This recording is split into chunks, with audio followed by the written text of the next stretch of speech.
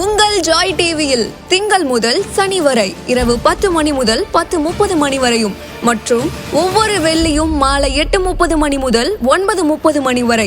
செங்கடல் இருந்தாலும் வைப்பண்டா ஒரு ஸ்டெப் முன்னாடி, எரிகோ வந்தாலும் வைப்பண்டா ஒரு ஸ்டெப் முன்னாடி, யோர்தான் வந்தாலும் வைப்பண்டா ஒரு ஸ்டெப் முன்னாடி, கோலியாத் வந்தாலும் வைப்பண்டா ஒரு ஸ்டெப் முன்னாடி, பின்னாடி மட்டும் வச்சிட மாட்டேன். ரிவைவல் நைட் என்ற நிகழ்ச்சியின் மூலமாக தீர்க்க தரிசன செய்திகளை சகோதரர் பீட்டர் எல்விஸ் பிரசங்கிப்பார் மற்றும் சகோதரி அனிதா பீட்டர் அவர்கள் துதி ஆராதனை ஏறெடுப்பார்கள்.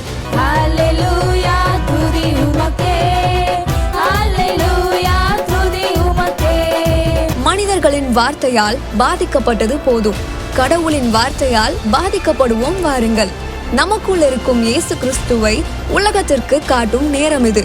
வாருங்கள், இயேசுவுக்காய் எழும்புவோம்.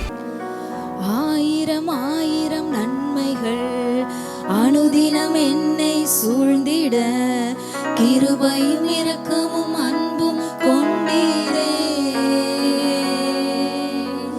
ஆயிரம் ஆயிரம் நன்மைகள் அனுதினம் என்னை சூழ்ந்திட, கிருபையும் இரக்கமும் அன்பும் கொண்டீரே.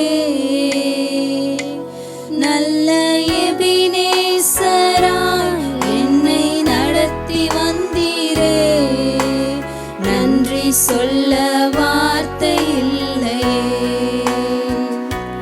நல்ல எபினேசராய் என்னை நடத்தி வந்தீரே, நன்றி சொல்ல வார்த்தை இல்லையே. ஆயிரம் ஆயிரம் நன்மைகள் அனுதினம் என்னை சூழ்ந்திட, கிருபையும் இரக்கமும் அன்பும் கொண்டீரே. ஆயிரம் ஆயிரம் நன்மைகள் அனுதினம் என்னை சூழ்ந்திட, கிருபையும். இந்த நல்ல எபினேசரை எல்லாரும் நோக்கி பார்ப்போமா? எங்களை நடத்தி வந்தீங்களே, நன்றின்னு சொல்லுங்க அவரை பார்த்து.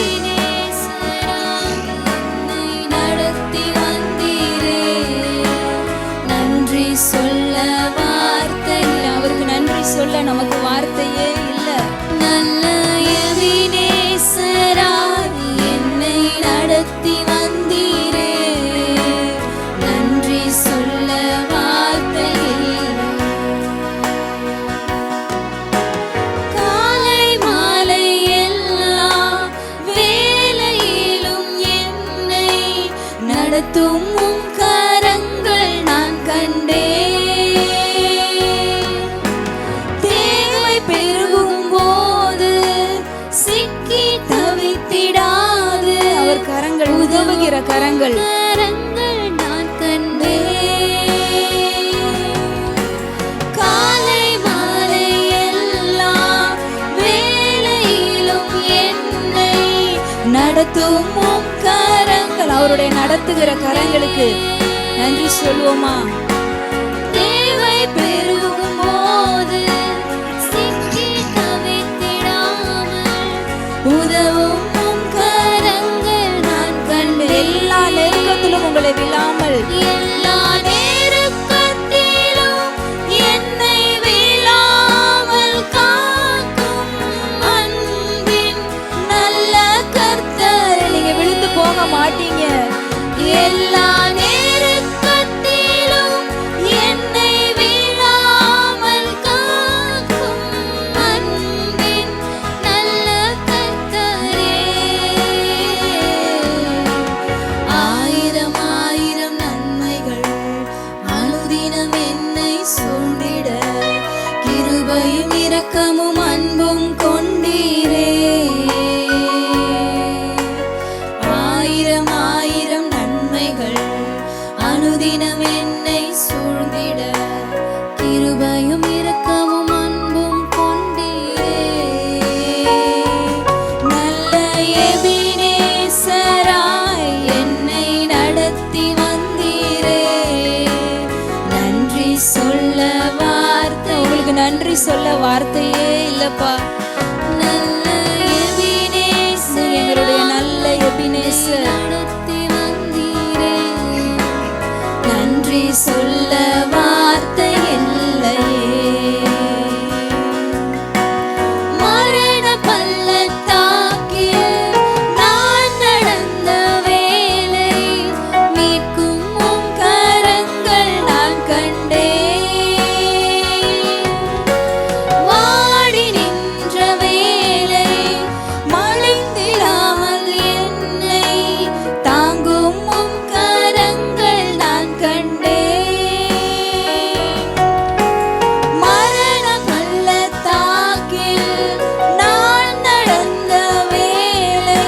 அவருடைய கரங்கள் உங்களை மீட்கிற கரங்கள், அவருடைய கரங்கள் உங்களை தாங்குகிற கரங்கள்.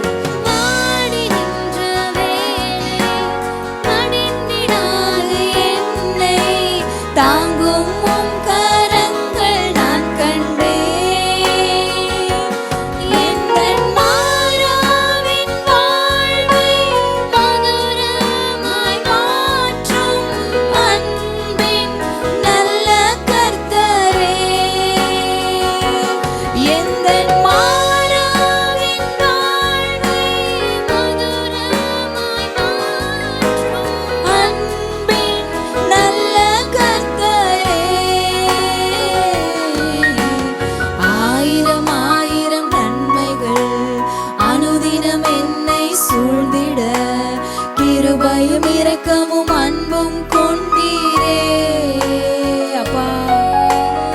ஆயிரம் ஆயிரம் நன்மைகள் அனுதினம் என்னை சூழ்ந்திட, கிருபையும் இரக்கமும் அன்பும் கொண்டீரே. நல்ல எபினேசராய் என்னை நடத்தி வந்தீரே. நன்றி சொல்ல வார்த்தை இல்லையே. நல்ல எபினேசராய் என்னை நடத்தி வந்தீரே. நன்றி சொல்ல வார்த்தை இல்லையே.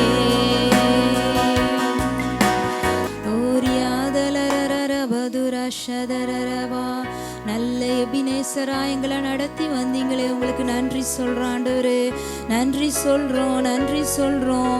ஒரு நாளும் உங்களை நடத்தின அவருடைய கரங்களுக்காக நன்றி சொல்லுங்க.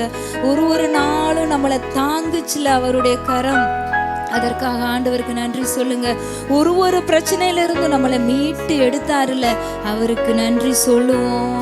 எந்த பிரச்சனையிலையும் நீங்க விழுந்து போகாதபடி, எந்த நெருக்கமா இருந்தாலும் சரி, அது வியாதியினால வந்த நெருக்கமோ, அது பணத்தினால வந்த நெருக்கமோ, அது மனிதர்களால வந்த நெருக்கமோ, எந்த நெருக்கமா இருந்தாலும், எந்த நெருக்கத்திலும் உங்களை விழாம பாதுகாத்தாருல.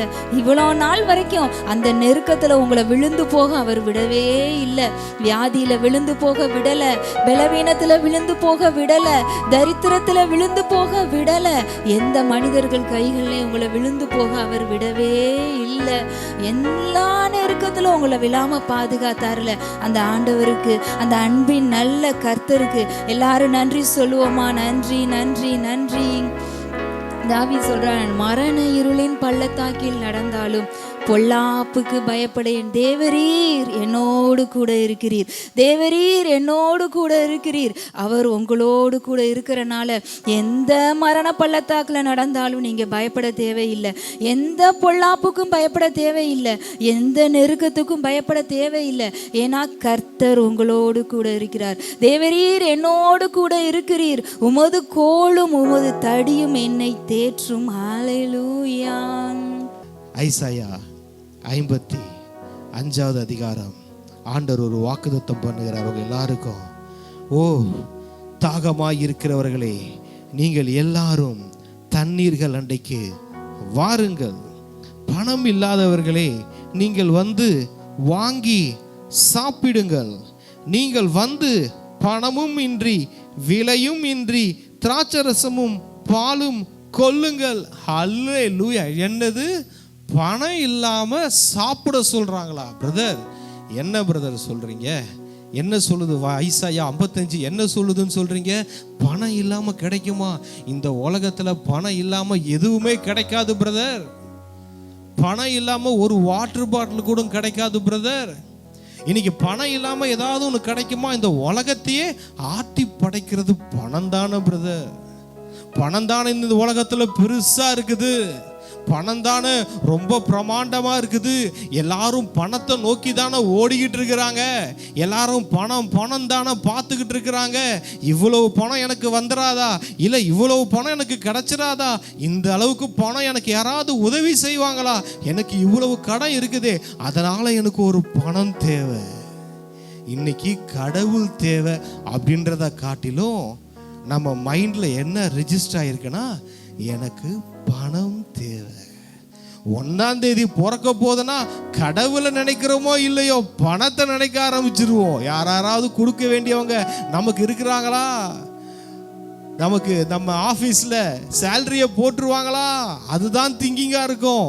பணம், ஏன்னா பணம் இல்லாமல் ஒரு மாதத்தை நம்ம ரன் பண்ண முடியாது பிரதர். பணம் இல்லாமல் ஏதாவது இங்கே இலவசமாக கிடைக்குமா பிரதர் அப்படின்றது உலகம் சொல்வது. ஆனால் உன்னதம் சொல்வது வேறு, சத்தியம் சொல்லுவது வேறு. பணம் இருந்தால் தான் வாழ்க்கை நடக்கும் அப்படின்னு இல்லை. நான் சொல்கிறேன், இயேசு இருந்தால் பணம் இருக்கிறத காட்டிலும் அதிகமாய் நன்றாக நம்மால் வாழ முடியும். பணம்னு கடவுளை காட்டிலும் பணத்தின் மேலே அதிகமாக உங்கள் மைண்டை வைக்காதீங்க. இங்க வசனம் சொல்லுது, பணம் இல்லை, பணமே இல்லாம உனக்கு சாப்பாடு போடுறப்பான்றார் ஆண்டவர். பணமே இல்லாம உனக்கு தேனும் பாலும் தருகிறேன்னு சொல்றாரு. நான் இன்னொன்னு சொல்லட்டுமா? இந்த ஆண்டவராகிய இயேசு கிறிஸ்து என்னமா செய்வாரு? அவங்க கட்டாத வீடுகளை கொடுப்பார். அங்க பணம் தேவையில்லை. அவங்க வாங்காத நிலங்களை கொடுப்பார். அவங்க பணம் கொடுத்து வாங்க வேண்டிய அவசியமே அங்க இல்லை, ஃப்ரீயா வரும். ஹல்லேலூயா. பிரியமானவர்களே, என்ன பிரதர், எப்படி பிரதர் பணம் இல்லாம ஒன்று வருமா பிரதர் அப்படின்னு நீங்க என்ன கேட்கலாம். ஆனா உங்களுக்கு ஆண்டவர் சொல்லுகிற வார்த்தை, பணம் தேவைனா இல்லைன்னு சொல்லவே இல்லை. ஆனா இன்றைய மாலை உங்க எல்லாருடைய கண்களை ஆண்டவர் திறக்க போகிறார். நான் ஒன்று சொல்றேன், பணம் இருந்தால் என்ன வாழ்க்கை, நல்ல வாழ்க்கை வாழலாம் நீங்க நினைக்கிறீங்களா? மாசம் எனக்கு ஒரு 50,000 பிரதர், ஒரு 1 லட்சம் பிரதர், இல்ல 1.5 லட்சம் பிரதர், இல்ல 2 லட்சம் எனக்கு மந்த்லி சந்திக்கப்பட்டா நல்லா இருக்கும் பிரதர், நான் நல்லா வாழ்ந்துருவேன் நீங்க சொல்றீங்களே. பிரியமானவர்கள், அந்த பணம் அந்த மாசம் இல்லாட்டினாலும் சொல்றேன், கர்த்தர் உங்களோடு இருந்தால் நீங்க அதை விட 1000 மடங்கு நல்லா வாழுவீங்க. பணம் உங்களை வாழ வைப்பது இல்லை, ஆண்டவராகிய இயேசு கிறிஸ்து தான் உங்களை வாழ வைக்கிறவர். ஹல்லேலூயா. அது பணமோ தங்கமோ வெள்ளியோ வீடோ வாசலோ நிலமோ அது எதுவா இருந்தாலும் அதை அள்ளி கொடுப்பவர் ஆண்டவராகிய இயேசு கிறிஸ்து. வசனம் சொல்லுகிறது, பணம் இல்லாதவர்களே நீங்கள் வாருங்கள், வந்து வாங்கி சாப்பிடுங்கள். அடுத்த வசனம் சொல்லுது, நீங்கள் பணமும் இன்றி விலையும் இன்றி திராட்சரசமும் பாலும் கொள்ளுங்கள். விலையே கிடையாதுங்க, ரேட்டே இல்லை. பிரியமானவர்களே, இந்த சத்தியத்தை பாருங்க பிரதர். எப்படி பிரதர் நீங்க சொல்றீங்கன்னா, நான் வசனம் எடுக்கிறேன். ஆதியாகமம் 42வது அதிகாரம் 25வது வசனம். பின்பு அவர்கள் சாக்குகளை தானியத்தால் நிரப்பவும் அவர்கள் பணத்தை திரும்ப அவனவன் சாக்கிலே போடவும் வலிக்கு வேண்டிய ஆகாரத்தை கொடுக்கவும் யோசேப்பு கட்டளையிட்டான். அப்படியே அவர்களுக்கு செய்யப்பட்டது. தானியங்களை வாங்க வராங்க பணத்தை எடுத்துக்கொண்டு. பிரியமானவர்களே, அங்க தானியத்தை வாங்க வந்தா என்ன நடக்குது தெரியுமா? அவர்கள் தெய்வம், அவர்கள் பிதாக்களின் தெய்வம், அவர்கள் வணங்குகிற தெய்வம் என்ன பண்ணாரு தெரியுமா? அவர்கள் வாங்கின தானியத்தோடு அவர்கள் அதுக்காக என்ன பணம் கொடுத்தார்களோ அந்த பணத்தையும் அந்த தானியத்திலே வைத்து அனுப்பியது. அடுத்த வசனம் நம்ம பார்க்கிறோம். நாங்கள் தங்கும் இடத்தில் போய் எங்கள் சாக்குகளை திறந்தபோது நாங்கள் நிறுத்து கொடுத்த நிறையின்படியே அவனவன் பணம் அவனவன் சாக்கின் வாயிலே இருக்க கண்டோம். அதை நாங்கள் திரும்பவும் எங்கள் கையிலே கொண்டு வந்திருக்கிறோம் என்றார்கள். அதற்கு யோசேப்பு சொல்றாரு, அதற்கு அவன், உங்களுக்கு சமாதானம், பயப்பட வேண்டாம், உங்கள் தேவனும் உங்கள் தகப்பனுடைய தேவனுமாய் இருக்கிறவர் உங்கள் சாக்குகளில் அதை உங்களுக்கு புதையலாக கட்டளையிட்டார். ஹல்லேலூயா. இங்க பாருங்க, இவங்க என்ன செய்யறாங்கன்னா, பணத்தை கொண்டு வந்து ஒரு தானியத்தை வாங்க வராங்க. ஆனா வாங்க வந்த இடத்துல என்னமா நடந்துச்சு? அவங்க அந்த தானியத்தோட அவங்க பணத்தையும் அதுல வச்சு திருப்பி அனுப்பிட்டாங்க. அதை திருப்பி வந்து அவங்க சொல்றாங்க, ஐயா நீங்க தெரியாம வச்சிட்டீங்களேன்னு கேட்கும் போது அதுக்கு யோசேப்பு சொல்றாரு, இல்லப்பா உங்கள் தெய்வம் உங்களுக்கு கொடுத்தாருப்பா. நீ கொடுத்த பணமும் வந்தது, நீ வாங்கிய தானியமும் வந்தது. இதை உங்கள் தெய்வம் பொக்கிஷமாக உங்களுக்கு கட்டளையிட்டார். நான் சொல்றேன் பிரியமானவர்களே, நீங்க ஏதாவது லேண்ட் வாங்க போறீங்கன்னு வச்சுக்கோங்களேன், அந்த லேண்டையும் உங்களுக்கு கொடுத்துட்டு, இங்க தானியம் மாத்திரம் நினைக்காதீங்க, அங்க லேண்டையும் கொடுத்துட்டு அதற்குரிய பணத்தையும் கொடுப்பார்கள். ஹல்லேலூயா. நீங்க கார் வாங்க போறீங்கன்னு வச்சுக்கோங்க பிரதர், நான் சொல்றேன் காரு வரும், அந்த கார்ல அந்த காருக்கு நீங்க பே பண்ண பணமும் வரும். ஹல்லேலூயா, ஹல்லேலூயா. பிரியமானவர்களே, நான் என்ன சொல்றேன்னா, பணத்தை நம்பி வாழாதீங்கன்னு சொல்றேன். அந்த பணத்தை கடவுளால மிராக்கலா கொடுக்க முடியும்னு சொல்றேன். அந்த பணத்தை கொடுக்கிற தெய்வத்தை நம்புங்கன்னு சொல்றேன். அந்த தெய்வம் நீங்க கஷ்டப்பட்டு, நீங்க வேர்வை சிந்தி, நீங்க உழைச்சி, நீங்க படாத பாடுபட்டு தான் நீங்க வாழணும்னு வைக்கல. அந்த தெய்வத்தை நீங்க நம்புனீங்க, உங்க சாக்கு முட்டியை திறக்கும் போதும், உங்க பேங்க் அக்கவுண்டை செக் பண்ணும் போதும் அற்புதமாக உங்களை போஷிக்கிற தெய்வம் அது. ஹல்லேலூயா.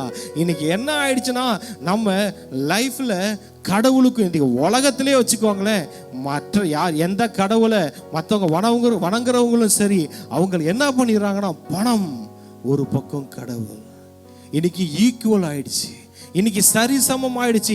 ஒரு நாள் ஃபுல்லா கடவுளை நினைக்கிறோமோ இல்லையோ, ஆனா ஒரு நாள் ஃபுல்லா பணத்தை நினைக்காத நாளே இல்லை.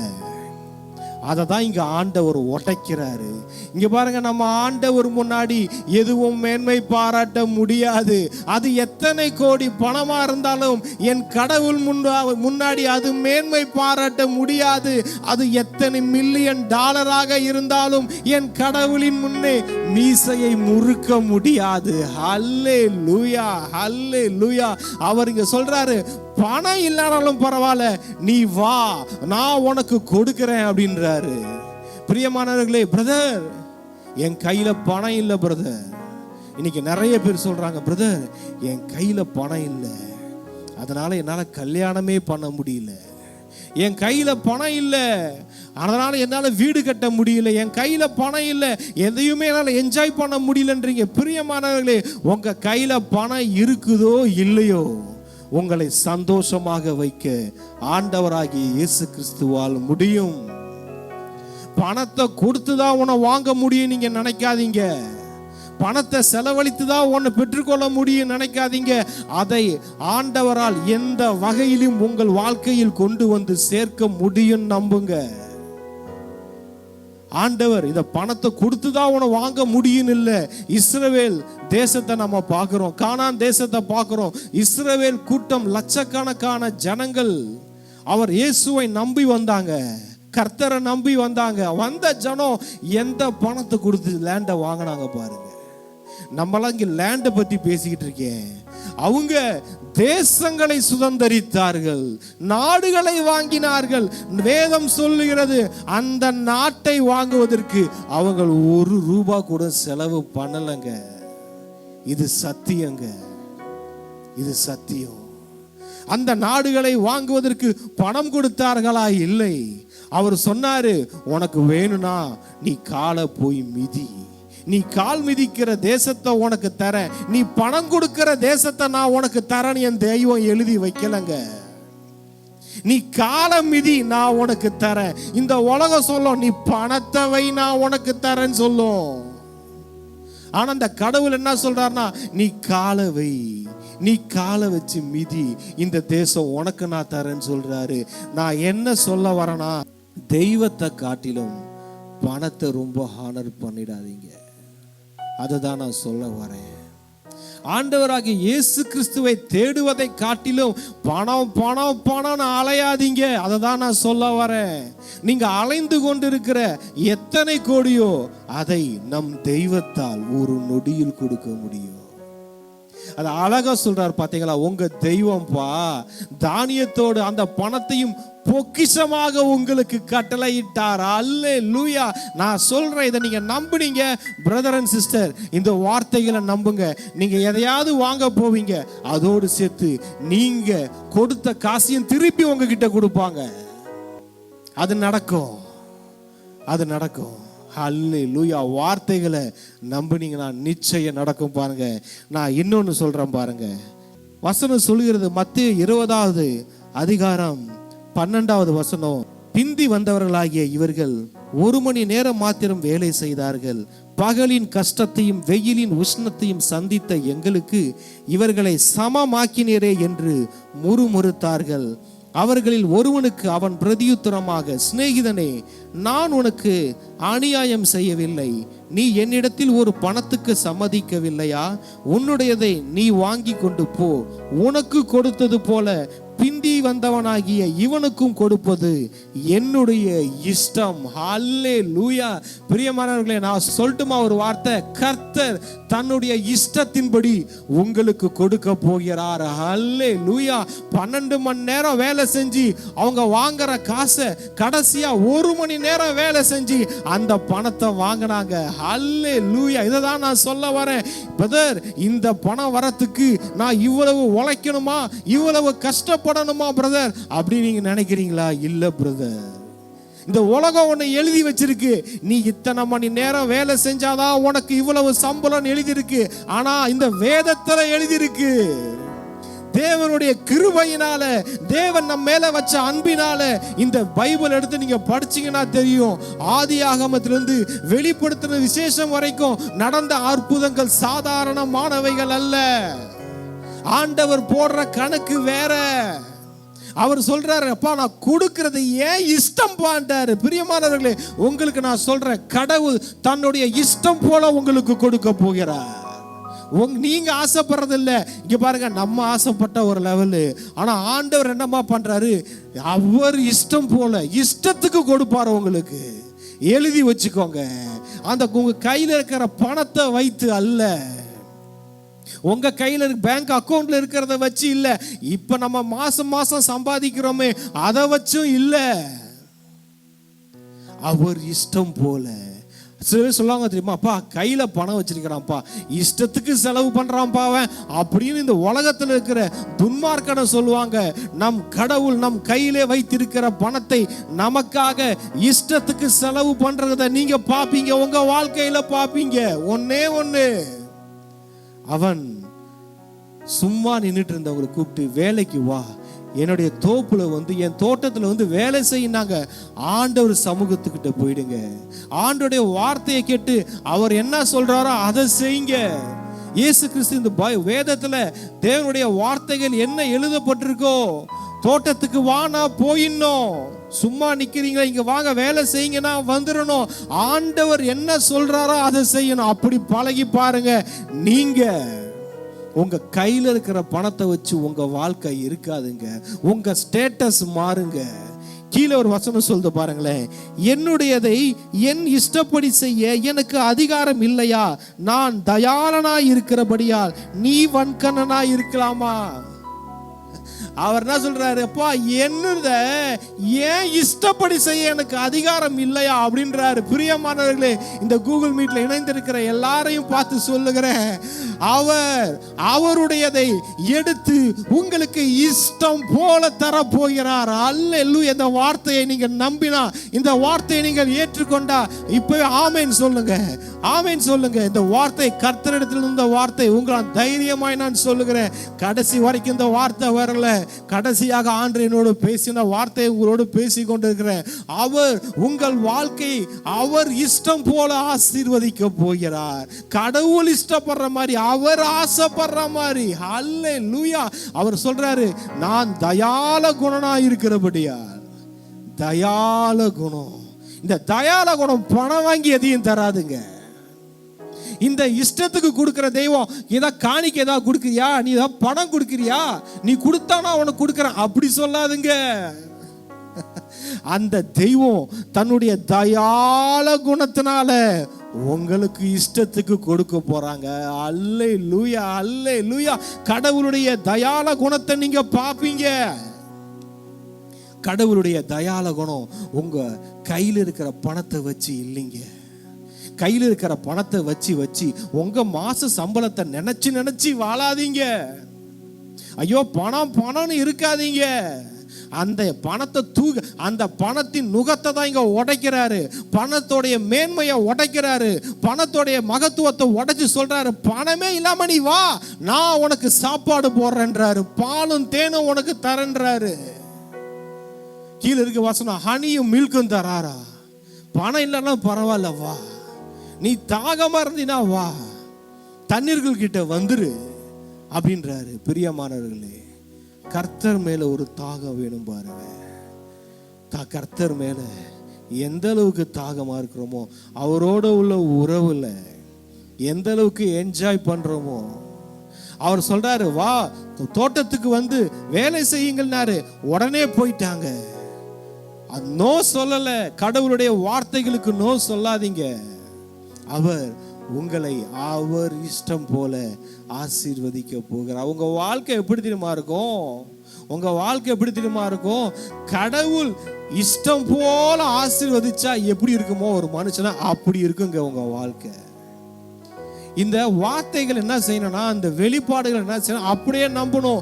சிறு பிள்ளை மாதிரி, ஆமா இனிமேல் என் வாழ்க்கையில நான் பணத்தை பெருசா நினைக்க மாட்டேன். இவ்வளவு பெரிய பில்டிங் கட்டுறதுக்கு இவ்வளவு பெரிய பணம் வேணுமா? இல்ல, எனக்கு இயேசு போதுங்க. அந்த இயேசு அவர் அது எல்லாத்தையும் சந்திப்பாருங்க.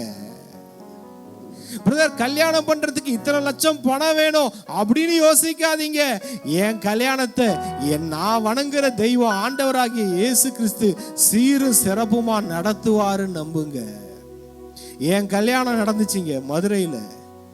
என் கல்யாணம் நடந்துச்சு. என் கல்யாணம் நடந்தப்ப 2012 டிசம்பர் 27 நடந்தப்ப சாதாரணமா நடக்கல. 3 நாள் செலிப்ரேஷன்.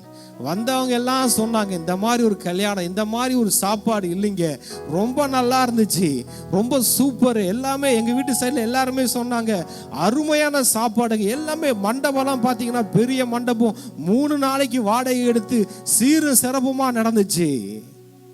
பிரதர், உங்க சைட்ல இருந்து நீங்க என்ன பண்ணீங்கன்னு கேக்குறீங்களா? பிரதர், ஒண்ணுமே பண்ணலைங்க. அவ்வளவு பெரிய கல்யாணம் நடந்ததுக்கு என்னுடைய பங்கு ஒண்ணுமே இல்லைங்க. அப்படி நடத்தி காட்டினாருங்க என் தெய்வம். அதனாலதான் சொல்ல வரேங்க, இந்த மாதிரி எடுத்து சொன்னா நிறைய சொல்லலாங்க. பணத்தை வச்சு ஒண்ணும் இல்லைங்க. பணத்தெல்லாம் அவர் பார்த்துக்குவாருங்க. அது எத்தனை மில்லியன் கோடியோங்க, அவர் பார்த்துக்குவாருங்க. சோ பணத்தை வச்சு எதையும் நீங்க மெஷர்மெண்ட் பண்ணிடாதீங்க. உங்களுக்குள்ள வாழுகிற இயேசு கிறிஸ்துவை வச்சு மெஷர்மெண்ட் பண்ணுங்க. அவர் கிள்ளி கொடுப்பவர் அல்ல, அவர் அள்ளி கொடுப்பவர். இஸ்ரேல் தேசத்துல இருந்த கிட்டத்தட்ட லட்சக்கணக்கான ஜனத்துக்கு வீடு வாசல் ஏற்படுத்தி கொடுத்தார்ல, ₹1 செலவு பண்ணலங்க அவரு. ₹1 பணம் கொடுக்கலங்க அவரு. அவங்க யாருமே ₹1 கொடுத்து வாங்கலங்க. அப்படியே ஃப்ரீயா வந்ததுங்க, அவங்க அனுபவிச்சாங்க. பிரியமானவர்களே, அந்த ஆசீர்வாதத்தை உங்களுக்கு நான் சொல்லுகிறேன். நீங்க உங்களுக்கு வரும், வீடு வாசல் உண்டாகும். நீங்க பணத்தை செலவழிக்காம வாங்க முடியும். இயேசு கிறிஸ்துவை நம்புங்க. ஏன்னா அவர் நமக்காக சிலுவையில தன்னையே விலையாய் கொடுத்தவர். அவர் தன்னையே விலையா கொடுத்துட்டாரு. நம்மளுடைய பாவங்களுக்காக, சாபங்களுக்காக, நம்ம நல்லா இருக்கிறதுக்காக தன் ரத்தத்தை விலையாய் செலுத்தின தெய்வம், தன் உயிரை விலையாய் செலுத்தின தெய்வம். எத்தனை கோடி பணம் கொடுத்தாலும் நம்ம பாவத்திலிருந்து மீட்க முடியாது, சாபத்திலிருந்து மீட்க முடியாது. தன்னுடைய சொந்த ரத்தத்தை சிந்தி நமக்காய் தன்னையே விலையாய் கொடுத்த தெய்வம். வேற என்னங்க நம்ம விலை கொடுத்து வாங்க வேண்டியது இருக்கு? அந்த கடவுளே நமக்கு விலை கொடுத்து எல்லாத்தையும் வாங்கி கொடுத்துட்டாரு. அவர் மற்ற எல்லாவற்றையும் தன் சொந்த குமாரன் என்று பாராமல் அவரையே நமக்காக ஒப்பு கொடுத்தவர். மற்ற எல்லாவற்றையும் நமக்கு அருளாதிருப்பது எப்படி? ஏன்னா பணத்தை கொடுத்தா உங்களுக்கு அவர் கொடுக்க போறாரு இல்ல. மற்ற எல்லாவற்றையும் உங்களுக்கு அருளுகிறத நீங்க பாப்பீங்க. அவர் கொடுக்கிறாருன்னா, பிரதர் நான் பணத்தை கொடுத்து வாங்கினேன் அப்படின்னு நீங்க சொல்லாத மாதிரி வாங்க வைப்பாருங்க அந்த தெய்வம். எழுதி வச்சுக்கோங்க. இந்த கூகுள் மீட்ல கனெக்ட் ஆகிருக்கிற எத்தனையோ பேர் சாட்சி சொல்ல போறீங்க. பிரதர் பணம் கொடுத்தாதான் கிடைக்கும் இருந்த ஒண்ணு பணம் கொடுக்காமலே கிடைச்சதுன்னு நீங்க சொல்லுவீங்க. பணம் இல்லாமலே கிடைச்சதுன்னு நீங்க சொல்லுவீங்க. எஸ், நன்றி நன்றி. எல்லாரும் ஜெபிக்கலாமா? நன்றி ஆண்டவரே, நன்றி இயேசப்பா, நன்றி செலுத்துகிறோம் உங்க வார்த்தைகளுக்காக நன்றி ஆண்டவரே.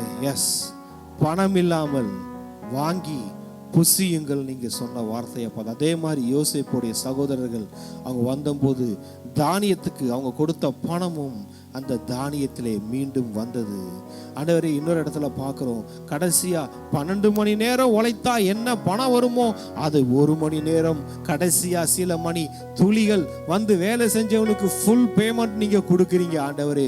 உங்க வார்த்தையின் கேட்டு உங்க வார்த்தையின் படியே செய்தவனுக்கு நீங்க கொடுத்தீங்க.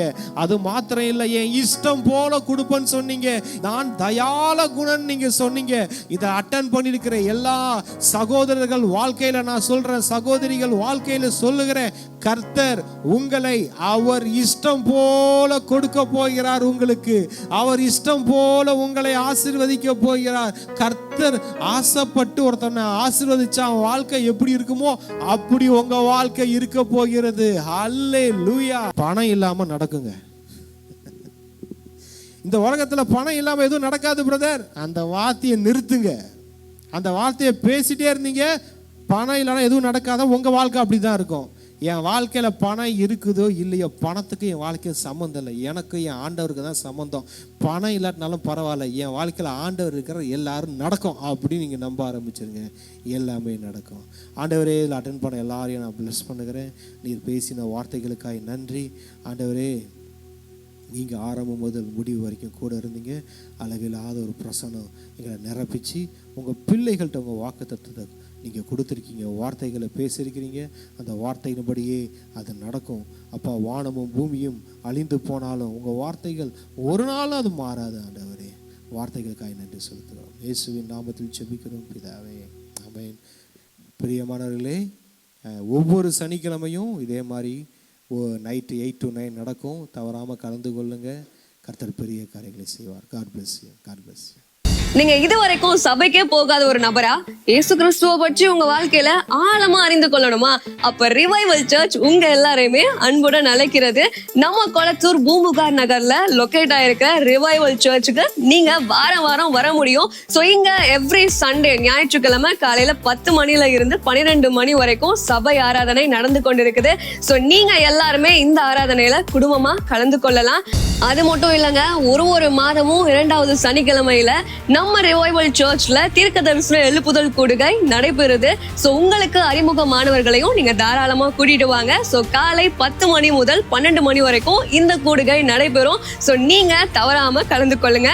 அது மட்டும் இல்ல, எவ்ரி சாட்டர்டே ஒரு சனிக்கிழமையும் மாலை 8 மணி முதல் 9 மணி வரைக்கும் ப்ராஃபட்டிக் ஈவினிங் வந்து நடைபெறுது. இதுல பாஸ்டர் பீட்டர் எல்விஸ் அவர்கள் உங்களுக்காக விசேஷ ஜெபம் ஏறெடுப்பார்கள். நீங்க தவறாம கலந்து கொள்ளுங்க. ஒருவேளை என்னால நேர்ல வர முடியலையே அப்படின்னு வருத்தப்பட்டீங்கன்னா நீங்க கவலையே பட வேணாம். நீங்க கூகுள் மீட் மூலமாகவும் எங்களோடு கலந்து கொள்ள முடியும். சோ கீழே தெரியுற இந்த கூகுள் கோடை வந்து நீங்க நோட் பண்ணி வச்சுக்கோங்க. இதன் மூலமா எங்களோட நீங்க ஜாயின் பண்ணுங்க.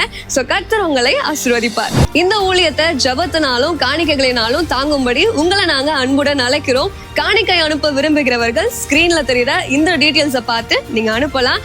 கர்த்தர் உங்களை ஆசீர்வதிப்பார்.